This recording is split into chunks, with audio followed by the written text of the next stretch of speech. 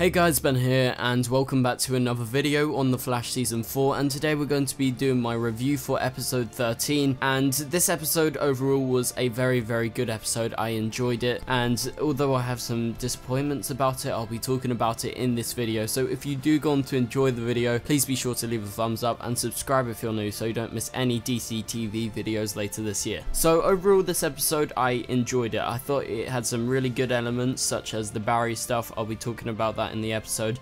The ending was especially good, but then it had some disappointments and I'll be going through those disappointments now. So Amunet Black returns in this episode and she was really a waste of time. She didn't do anything in this episode, nothing substantial. She was just there to fill up time, and although this wasn't a filler episode, it was to do with the plot. Her storyline in this episode was definitely to fill it up with the metahuman trafficking. You know, nothing really happened and she just ran away at the end and no one even went to get her. Like, what? Katie Sackhoff is a really good actor apparently on her other shows, but she really doesn't show her performance through her accent, because that is the most fake English accent I've ever heard. It's just your stereotypical, oh, what do you think of an English person? Oh, posh, and they speak like this, and that is exactly what Katie Sackhoff is doing. So a big disappointment with the stuff to do with Amunet in this episode. I thought Ralph and his stuff was quite interesting. It wasn't the best, but it was really awesome seeing a Scottish person in an American TV show. So I really liked the return to Neil Sandiland. So he got a scene in this episode and Ralph pretends to be him. So in this episode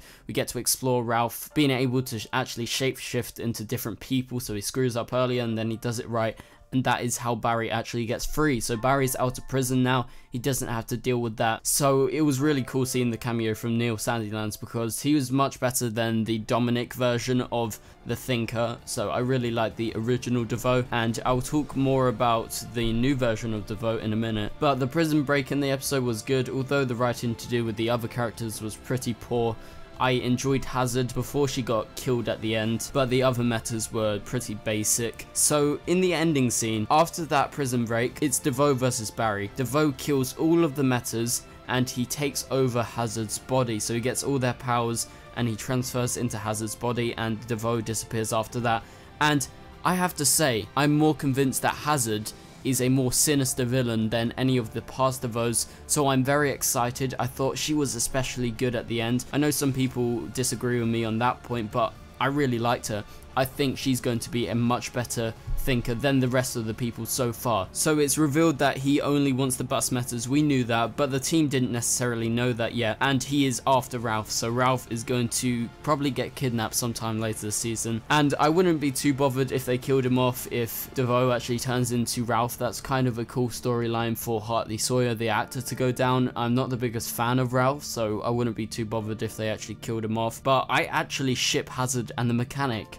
Like, that is something that never popped into my mind, that I would ship the mechanic with someone, because I didn't ship her with any of the past candidates for the Thinker, and these two, they have a connection. Like, I don't know, I can't explain it. So I was very happy with how the ending actually went out. So that was a good part of the episode for me. I really liked the Killer Frost scene when she's with Ralph, when she gives the inspirational pep talk. I really do like Killer Frost, although I feel like they could have done more with her character throughout this whole season. Since her main episode, they've been using her more as a laughingstock, but in this episode I feel like they actually grounded her a bit more than the past episodes, so I was very happy with how that went. So overall this episode didn't have too much to cover apart from the ending and a few different things. So it was a good episode. Team Flash didn't do too much in this episode. They were put to a side, but I'm very excited for what's to come. So it was a good episode. It wasn't amazing, it wasn't bad. It was higher than average. There were some things that I liked, some things I didn't. So anyway guys, thank you guys so much for watching, and I'll see you guys later. Goodbye.